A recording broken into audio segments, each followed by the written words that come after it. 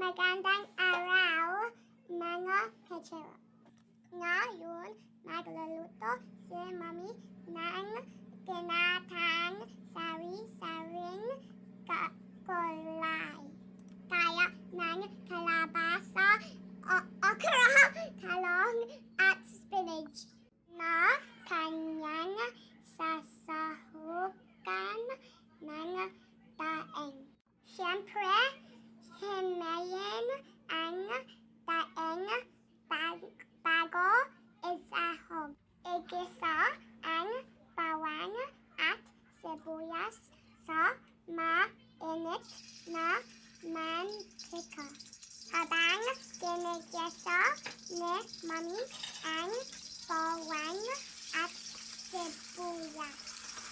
Hello mga kacharot! Ako na muna magtutuloy ng voice over ni Philip dahil maglalaro daw muna siya ng kanyang Roblox. Ayan, habang ginigisa natin ang bawang at sibuyas, ay i-ready na natin yung ating daing na hinimay-himay kanina. Then, pwede na natin itong isunod sa bawang at sibuyas. Ayan, igisa na din natin ang daing hanggang sa maluto. Ganito po ang version ng pagluto ko ng ginataang sari-saring gulay dito sa Australia. Then, after natin igisa ang bawang, sibuyas, daing, pwede na natin ilagay ang gata. Ang ginagamit ko pong gata rito sa Australia ay yung ready na, yung nasa lata na.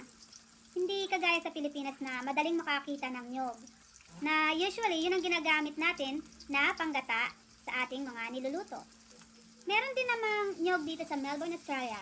Kaya lang, ang problema yung kudkuran, kung paano mo ito kukudkurin at makukuhaan ng gata. Kaya, better na, bumili na lang din yung nasa lata na ready na. I'm sure, maiintindihan ako ng mga living abroad.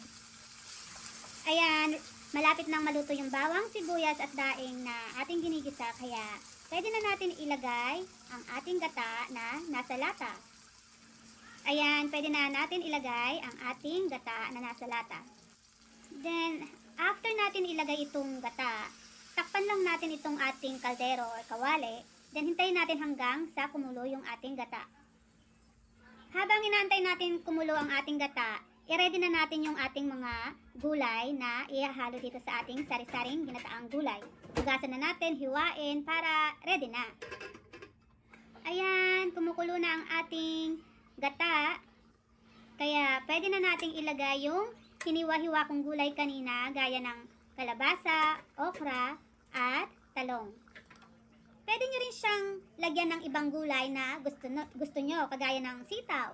Gusto ko siya lagyan actually ng sitaw, kaya lang wala akong available na sitaw ngayon dito sa aming kitchen, kaya yan lang muna, kalabasa, okra, at talong. At lalagyan ko rin siya mamaya ng spinach sa bandang huli na para hindi ma-overcook. Ayan, pagkatapos nating ilagay ang kalabasa, okra, at talong, ay atin itong haluin para pantay-pantay yung pagkaluto. Yan, ihalo natin yung ating mga gulay sa kumulong gata para malinamnam ang ating gulay. And then, takpan natin at pakuluan lang natin itong ating mga gulay hanggang sa maluto. May mga tao na ayaw ng half-cook yung gulay, pero yung iba gusto, half-cook lang. Pero depende sa inyo yan. Pwede namang half-cook, pwede rin lutong-luto. Kayo lang naman ang kakain. Kaya, kung ano yung gusto nyo at magpapasaya sa inyo, sundin nyo. Ayan, kumulo na. Kaya, pwede na nating timplahan itong ating sari-saring ginataang gulay. Pwede na natin siyang lagyan ng asin, paminta. Depende sa panlasa nyo yung sa asin. Kaya, ox lang yan kung ano yung gusto nyo. Then, gaya nga ng sinabi ko kanina, isusunod ko dito sa kumukulong gulay na ito ang spinach. Kasi, para hindi ma-overcook yung spinach, alam nyo naman, madali lang maluto. Kaya, sa huli natin dapat pwede ilagay yung mga green leafy vegetables gaya ng spinach. Ayan, pagkatapos ko lagyan ng paminta at asin, nilagyan ko rin siya ng, syempre, hindi mawawala ang sili. Mahilig din ba kayo sa maanghang mga kacharot? Then, after ko ilagay ang sili, hinugasan ko na yung spinach para ito na, pwede na natin isahog ang spinach. Actually, luto na yan. Then, pagka nilagay natin yung spinach, mga kaunting kulo lang, then patayin agad natin yung stove para hindi ma-overcook yung ating spinach.